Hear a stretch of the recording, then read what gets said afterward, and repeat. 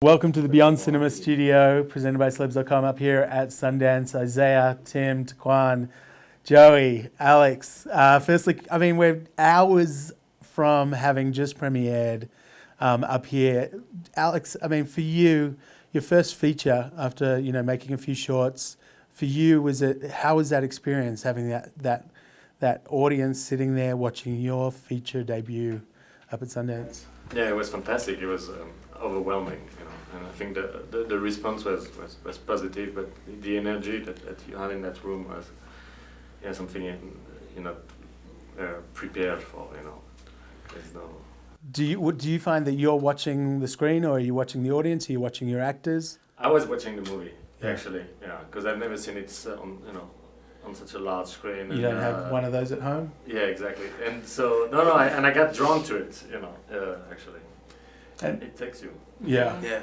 And had you seen it before, Tequan? No, this is my first time seeing it. What did you feel? It was really overwhelming. Like at the end of the movie, everybody was a bit, I mean, Lee Boyd Malvo, a little different to your characters on like Everybody Hates Chris and stuff. Just exactly. a touch. Just a little. Just a touch. Just a little. But it was a good experience. This is also a first time Sundance visit for me as well. So great. Did you follow the story? Like, did you I know like about a month ago they had that 10-year anniversary, and Lee Boyd Malvo came out and he spoke a lot to the press and talked about the relationship. Did you follow that? Did that interest you, even though you'd been done shooting? When I first got to New York to start filming, Alexandre actually had books ready. He was like, he had all kinds of books, all kinds of stories, all kinds of articles. So I definitely went back. He sent me YouTube links. I saw interviews with him, the actual Lee Malvo. So I did a lot of studying. Everybody did. Any correspondence between you two? No, I wish. Are you curious? I am. Yeah. Isaiah, for you, I mean, such a kind of powerful character. I mean, I was talking to Tim earlier. Everyone kind of remembers where they were around that time. The Beltway killings, those sniper attacks, because of the randomness, the sheer randomness of it all, it kind of really sparked everybody's fears.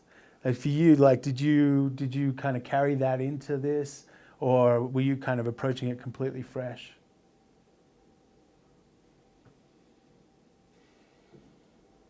Well, I remember, as a father, an African-American father, I was embarrassed when I found out. I still have him on the cover of Newsweek. So when I found out that he wasn't the type that would do something this Caucasian male and a white fan, I was shocked and embarrassed. One would think, with our history in this country, I would be feeling empowered, but it was not the case at all. I was thoroughly ashamed and angered. I remember it very well. Yeah. I remember where I was standing and in my home. I remember extremely well. I remember looking at my kids, looking at the real Lee Malvo and that photograph on the cover of Newsweek, and man, I just wanted to get in the room with him by myself. Now, kind of 2 years later, being given the opportunity to step into that soul was a little scary, very scary, a little damaging, I would propose, at the end of it.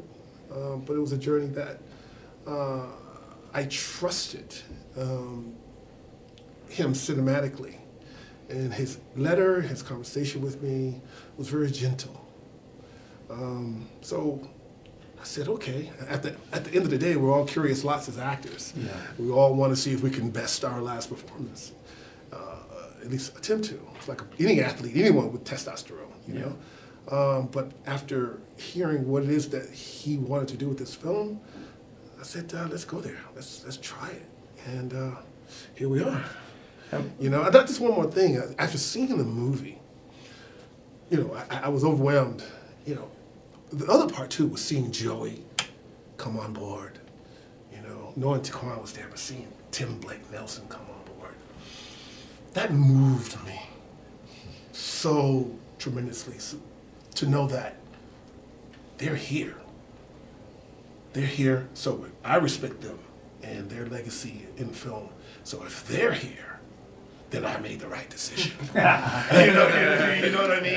And seeing the scene that I knew was, for me as an actor, potential director, or at some point maybe a writer, that basement scene, seeing it on film, me shooting the weapon for the first and only time.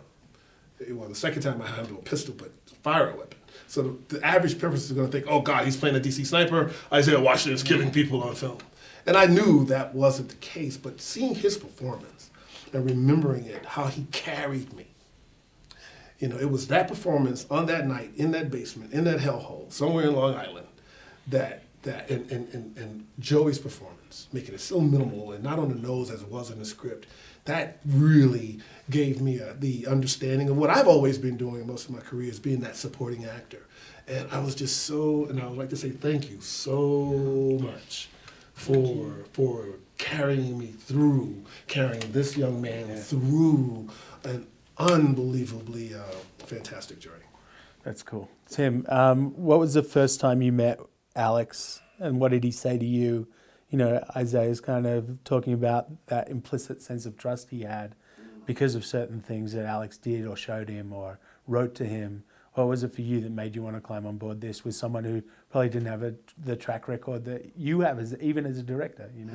I was not afforded a lyrical missive via Facebook account that I don't have anyway. No, I just got called by my agent, and I'm completely material driven.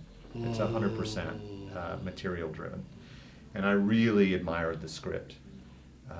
And then I looked at Alex's material, what could be seen on the internet, and there was just no question. And I knew they were talking about bringing Joey on, and Joey and I have been friends for years. She's directed me, and so there was really no question. And now I'm incredibly proud to be a part of this movie. There's such an immaculate and exquisite restraint to the film that is in complete counterpoint to the material, but somehow works perfectly because of that. And to pull that off as a director is a magic trick. This is a real, and I don't say this, I'm not an ethereal or pretentious guy. I hope not anyway. But this is a real work of art, and I'm incredibly proud to be a part of it and in support of these wonderful performances. Joey, have you had enough time to kind of digest the afternoon, like what you saw on screen and things like that? How you feel about it all? It's, you know, it's. I mean, to me, it's just like it's the perfect indie film. It has everything you want in an indie film and what it's supposed to be about, and it's kind of gotten away from to some degree, you know. But it's like why Sundance is here is to show films like this, you know. And when we were shooting, you know, I read the script and fell in love with the script, and then I found the script restrained. I don't think you're saying you didn't, but I just think. I found it restrained as well. It wasn't, you know, it wasn't sensationalized or anything. And I didn't know what had happened. Like, I remember the DC snipers. I remember being in LA getting gas and looking around. Right. But I never heard kind of why or what happened, or I didn't even know he'd been executed. And so when I was reading the script, I was like, you don't often hear, you know, it's like it'll be on CNN, and you know, but then it's not on CNN a year later when they finally figure out like what the dynamic was and what went wrong with the person. Yeah. And so it was interesting to me that it was a telling of that, but again, not a sort of sensationalized Hollywood version of it. Are you able to leave that kind of filmmaking hat aside when you're acting? Like, do you? If you're with a director that is wearing it well, you can. Alex, is that something that you think about, knowing that you're hiring actors, you know, who've directed their own projects as well? Was that kind of a bonus for you, knowing that they'd been in your shoes at one point in time? Or do you not consider it? No, I didn't. I never really thought about that. I was, you know, overwhelmed enough by, you know, the talent that I had joining the project, so that was enough to, you know. Where were you when the situation went down? Oh, I think I was probably out of the country. Yeah. So did you know about it then, or did I you knew learn about I knew about it, but you know, just en passant. It didn't, you know. I remember that the image of a car, struck some chord in me, but I didn't pay more attention. I was abroad, and I really stumbled upon the story, 10 years later. So even when you were doing stuff like Cruel Summer and stuff like that, you still you didn't know about this story yet properly? No, Cruel Summer was done after we made that film, actually. Oh, okay. And so, for you, Tequan, I mean, what did you see in him that made you think that he was the right guy for this? Because, a lot of people know him from doing hosting gigs and obviously from Everybody Hates Chris and stuff. And Lee Boyd Malvo's only, probably 6 or 7 years older, maybe, not such a big age gap between them. What did you see in him that you're like, this is the kid that can carry this? It was like the hardest part, because we saw quite a few people, like a lot of, and at one point I was really worried because without Lee, there would be no movie, and so I thank God, when finally after months and maybe like 50 tests and we find Tequan, and I think he's the next Marlon Brando, so there's Why'd you shoot? I knew right away he could carry the film on his shoulder. Why'd you shoot? You shot in New York, right? Yeah, in Staten Island. In Staten Island. Yeah. Why there? It's such a DC story to most people. What? Actually, the film doesn't takes place in the months and years prior to the DC event, so it takes place in Washington State for the most part. Right. And so Staten Island can look like any part of this country if you. Was that just accessible to you, or was that just they enticed you to come out there, or like? No, it was very close to I live in Brooklyn, and but also again there's a degree where I'm not trying to replicate exact reality, and I had an idea of a certain type of setting, of certain type of America that I wanted to show, and Staten Island has been beaten up quite enough, so that it was just like the perfect. I loved it there. We spent 2 months, and it's a fantastic place. And in terms of the financing for the film, I know it's like kind of a boring question for some of the actors, but in terms of financing, I know previously you'd gotten some financing from Doha and the institute there. Did you continue that relationship into this? No, again, that happened that after. Came after. Yeah, that came after. No, it's an interesting question because the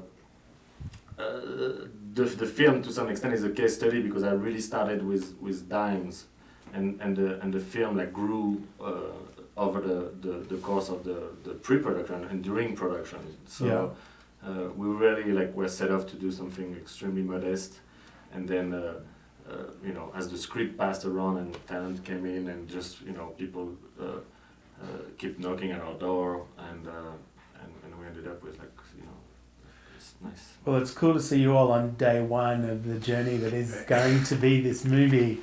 I know it's going to be really cool for you guys to watch it morph and find audiences. As of now, there's only 300 people in the world that kind of have had that experience, and so from here, step one, it's going to be a cool ride. So congratulations. Thanks.